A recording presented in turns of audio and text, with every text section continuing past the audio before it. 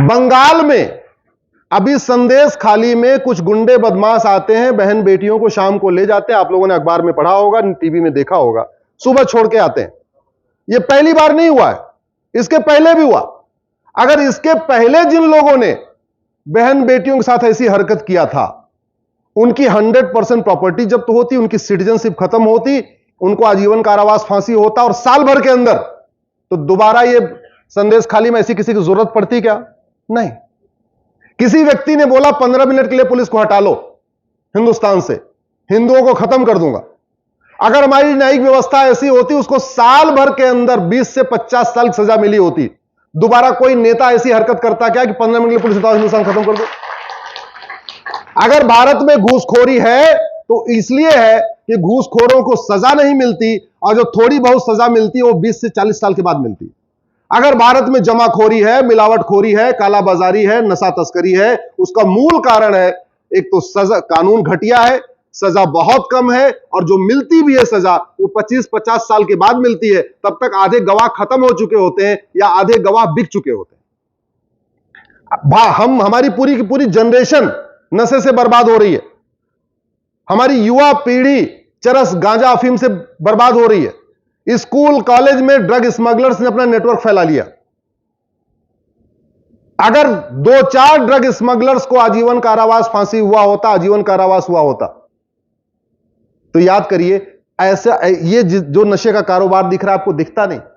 आप लोग गूगल करिएगा, सिंगापुर में एक आदमी 900 ग्राम गांजा लेके घूम रहा था कॉलेज के पास, सीधे उठा के फांसी दे दिया। अब दोबारा सिंगापुर में कोई गांजा लेके घूमेगा क्या? लेकिन आपके धार में भी ड्रग स्मगलिंग हो रही है, आपके इंदौर में भी हो रही है, आपके भोपाल में भी हो रही है, आपके उज्जैन में भी हो रही है, आपके यूपी में भी हो रही है, बिहार में। और क्यों? क्योंकि एक तो कानून कमजोर, और ऊपर से न्यायिक व्यवस्था ऐसी कि पहले 20 साल डिस्ट्रिक्ट कोर्ट मुकदमा चलेगा, फिर हाई कोर्ट में चलेगा, फिर सुप्रीम कोर्ट में चलेगा, चलता जाएगा। 1990 में जिन लोगों ने कश्मीर में नरसंहार किया था, जिनके कारण हिंदुओं का पलायन हुआ, आज तक किसी को आजीवन कारावास फांसी हुआ क्या? जोर से बोलिए जरा। भाई भोजन करके आए हो, नींद आ रही होगी, थोड़ा हमारे साथ बोलते रहो। 1990 में कश्मीर में नरसंहार करने वालों को किसी आजीवन कारावास फांसी हुआ क्या? नहीं हुआ। अगर हो गया होता ना, तो उसके बाद 1990 के बाद वहां आतंकवाद ठंडा हो गया होता। और घटिया कानून और सड़ी हुई न्यायिक व्यवस्था का दुष्परिणाम आपको बताता हूं। एक धारा खराब थी कश्मीर में, क्या थी वो? 370। 370 खत्म करने के बाद कश्मीर बदला कि नहीं? बदला कि नहीं बदला? ऐसे 370 जैसी 50 और घटिया धाराएं भारत में चल रही हैं। अगर हम भारत को वास्तव में समृद्ध बनाना चाहते हैं, सशक्त बनाना चाहते हैं, समावेशी बनाना चाहते हैं, सांस्कृतिक बनाना चाहते हैं, तो तत्काल हमें जुडिशियल रिफॉर्म करना पड़ेगा। जजों की अकाउंटेबिलिटी तय करनी पड़ेगी। आए दिन डिस्ट्रिक्ट कोर्ट का फैसला हाई कोर्ट में चैलेंज होता है, और हाई कोर्ट उस फैसले को पलट देती है, और कई बार हाई कोर्ट के जज ऑब्जर्व भी करते हैं यह फैसला गलत है। अब वो फैसला लिखा गया या तो पैसे के दम पे लिखा गया, या तो जज अनाड़ी है, या तो जज बिक गया। अब आपने ये तो सुना होगा कि डिस्ट्रिक्ट कोर्ट के फैसले को हाई कोर्ट ने पलट दिया। आपने कभी यह सुना कि किसी डिस्ट्रिक्ट कोर्ट को डिस्ट्रिक्ट जज को सस्पेंड कर दिया गया, टर्मिनेट कर दिया गया? सुना क्या?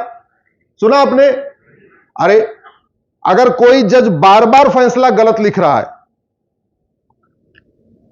तो उसको रखने की क्या जरूरत है? या तो इनकम्पिटेंट है, या तो वो बिका हुआ है। तो ना हमें बिका हुआ जज चाहिए, ना हमें अनाड़ी जज चाहिए। लेकिन नहीं, जज हो गए, अब तो रिटायर होने के बाद ही जाएंगे। इसका मतलब कि पूरी नौकरी के दौरान वो 150 लोगों को या तो अंदर कर देंगे या बाहर कर देंगे। तो ये जो व्यवस्था चल रही है, जजेस की कोई अकाउंटेबिलिटी नहीं है, कोई रिस्पॉन्सिबिलिटी नहीं है, और दुनिया भर की चर्चा होती है, लेकिन जुडिशियल सिस्टम को रिफॉर्म करने पे आज तक कभी चर्चा ही नहीं होती। डेमोक्रेसी के लिए बहुत जरूरी है कि विवादों का समाधान शीघ्र हो, जल्दी हो, जस्टिस विद इन ईयर हो, 1 साल के अंदर मुकदमों का फैसला हो। और यह संभव है। दुनिया के कई देशों में जस्टिस विद इन ईयर होता है, और जहां जस्टिस विद इन ईयर होता है वहां शांति है, समृद्धि है, खुशहाली है। 50 साल के पहले सिंगापुर कुछ नहीं था। सिंगापुर कुछ नहीं था 50 साल के पहले। उसने नियम कानून कठोर बनाए, जुडिशियल सिस्टम बहुत फास्ट बनाया, जस्टिस विद इन ईयर लागू किया, 50 साल के अंदर डेवलप कर गया। 50 साल पहले दुबई में कुछ नहीं था, रेगिस्तान था। आज दुबई सबसे बड़ा डेस्टिनेशन हो गया है, कारपोरेट के लिए भी, घूमने टहलने वालों के लिए भी। 50 साल पहले जापान कुछ नहीं था, आज देखिए डेवलप कर गया। इसलिए मेरा यह मानना है कि सरकार को जो सबसे पहला काम करना चाहिए, और सरकार से ज्यादा यह जुडिशरी का काम है। सरकार का इसमें कम रोल यह है क्योंकि संविधान में काम का बंटवारा है। संविधान ने बोला भाई तीनों इंडिपेंडेंट है, जुडिशरी, लेजिस्लेचर और एग्जीक्यूटिव। तो यह जुडिशरी का काम है। जुडिशरी का मतलब यह सुप्रीम कोर्ट का काम है, और सुप्रीम कोर्ट का मतलब चीफ जस्टिस ऑफ इंडिया का काम है। यह उनका धर्म है, यह उनकी ड्यूटी है, यह उनका कर्तव्य है कि कैसे हम गुलामी की व्यवस्था को खत्म करें, कैसे हम गुलामी की सोच को खत्म करें, कैसे हम गुलामी की छुट्टी व्यवस्था को खत्म करें, कैसे हम गुलामी की जो जुडिशियल प्रोसीजर है उसको खत्म करें, और जस्टिस सिस्टम का भारतीयकरण करें।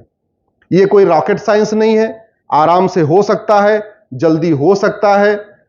और एक बात जरूर मैं आज यहां धार की पवित्र भूमि से, जहां माता सरस्वती रहती, वहां से कहता हूं, यह बड़ा उपयुक्त समय है जहां हमारे पास जस्टिस डी.वाई. चंद्रचूड़ जैसे मेहनती, ईमानदार, डेडिकेटेड, डिटरमाइंड, डिवोटेड जज हैं। दूसरी तरफ माननीय प्रधानमंत्री मोदी जी जैसे मेहनती, ईमानदार, राष्ट्रभक्त प्रधानमंत्री हैं। कायदे से चीफ जस्टिस ऑफ इंडिया और प्राइम मिनिस्टर ऑफ इंडिया को एक साथ बैठना चाहिए, और बैठ के भारत में लोगों को 1 साल के अंदर न्याय कैसे मिले इस पर चर्चा करना चाहिए। मैं नहीं कह रहा हूं कि हमारी सजेशन ले लो, हमारे जैसे भारत में हजारों लोग हैं। भारत में हजारों की संख्या में एडवोकेट जनरल हैं, एडिशनल एडवोकेट जनरल हैं, जो रिटायर हो चुके हैं, एडिशनल सॉलिसिटर जनरल हैं, सॉलिसिटर जनरल हैं, हाई कोर्ट के जज हैं, प्रोफेसर्स हैं लॉ कॉलेज के वाइस चांसलर हैं, 1700 हमारे पास लॉ कॉलेज हैं। एक बार इस पे कम से कम पब्लिक डिबेट भारत के सभी 1700 लॉ कॉलेज में किया जाए कि भाई जस्टिस विद इन ईयर कैसे होगा और न्यायपालिका का भारतीयकरण कैसे होगा, और सारे जजेस अपनी अपनी ओपिनियन दे। तो इसको इंप्लीमेंट करना बहुत आसान है। सुप्रीम कोर्ट के पास खुद इनहेरेंट पावर है आर्टिकल 142 में कि वो जहां नियम कानून ना हो, सुप्रीम कोर्ट अपने फैसले से उसको इंप्लीमेंट कर सकता है। सुप्रीम कोर्ट इस पे डिस्ट्रिक्ट कोर्ट के ओपिनियन ले सकता है, हाई कोर्ट के ओपिनियन ले सकता है, सुप्रीम कोर्ट के जो बार है उनके ओपिनियन ले सकता है। पूरे देश में हर एक डिस्ट्रिक्ट कोर्ट में बार है, हाई कोर्ट की अपनी बार है, वहां से ओपिनियन ले सकता है। सोशल एक्टिविस्ट हैं, जर्नलिस्ट हैं, ऐसे बहुत सारे ऐसे लोग हैं जुडिशियल सिस्टम पे काम कर रहे हैं। लेकिन अब समय आ गया है कि जैसे हमारी न्यायिक व्यवस्था दुनिया की सर्वोत्तम न्यायिक व्यवस्था मानी जाती थी, पहले हमारे न्यायिक व्यवस्था की पूरी दुनिया में चर्चा होती थी। आज की डेट में हम दुर्भाग्यवश फैसला लिखवाते समय देखते हैं कि अमेरिका में कौन सा जजमेंट है या ब्रिटेन में कौन सा जजमेंट है। वो सिस्टम बदलने का समय आ गया है, और इस न्यायिक व्यवस्था को फिर से इसका भारतीयकरण करने का समय आ गया है। बिल्कुल, आपने बिल्कुल सही बातें कही, पर इसमें एक बात और आती है इस विषय में, अगर हम और गहराई में जाएंगे तो ये तो आपने बड़े अच्छे से समझाया कि ये हमारे पास हजारों सालों पहले से न्याय व्यवस्था थी जो बहुत अच्छे से काम कर रही थी, और इस व्यवस्था को अभी परिवर्तन करने की, बदलने की आवश्यकता है। लेकिन बीच में एक प्रश्न आता है कि ये व्यवस्था आई किस परिस्थितियों में रही। 1857 के पहले इस देश में कोई कोडिफाइड लॉ नहीं था, या जो आईपीसी, सीआरपीसी, अभी के जो वर्तमान लॉ है वो 1857 के बाद आए। तो किन परिस्थितियों में ये जो वर्तमान न्याय प्रणाली, वर्तमान कानून है, ये हमारे देश के अंदर लागू किए गए? देखिए, आप सब लोगों ने मैकाले का नाम सुना होगा ना। मैकाले वकील नहीं था, ना मैकाले जज था। एक्चुअली मैकाले एजुकेशनिस्ट था, और वो 1835 में यहां आया था, यहां के शिक्षा व्यवस्था को बदलने के लिए। अंग्रेजों ने उसको इसी काम के लिए भेजा था कि जाओ, भारत की शिक्षा व्यवस्था इतनी समृद्ध है, उसको चेंज करो और वहां कॉन्वेंट सिस्टम लागू करो, वहां की संस्कृति भाषा को खत्म करो, वहां अंग्रेजी को इंट्रोड्यूस करो। इस काम के लिए आया हो। 1835 से आया और लगातार यहां भारत में रह रहा था, रिसर्च कर रहा था, गुरुकुलों को डोमिनेट करके कॉन्वेंट स्कूल खुलवा रहा था, ये सारा काम कर रहा था। इसी बीच 1857 में मंगल पांडे जी ने क्रांति किया। मंगल पांडे जी ने जो क्रांति किया वो पूरे भारत में फैल गई। और आपको जान के यह भी आश्चर्य होगा कि मंगल पांडे जी की क्रांति को फैलाने में सबसे बड़ा योगदान मठ मंदिरों का था। जैसे रिले रेस नहीं होती, एक व्यक्ति आपकी छड़ी यहां से वहां पहुंचाता, दूसरा वहां से वहां पहुंचाता, तीसरा वहां से वहां पहुंचाता, सेम सिस्टम उस समय हुआ था। मठ मंदिरों ने 15 दिन के अंदर मंगल पांडे की क्रांति को उधर लाहौर पहुंचा दिया, इधर कन्याकुमारी पहुंचा दिया, इधर भुज पहुंचा दिया, इधर आपके चटगांव पहुंचा दिया, ढाका तक पहुंचा दिया।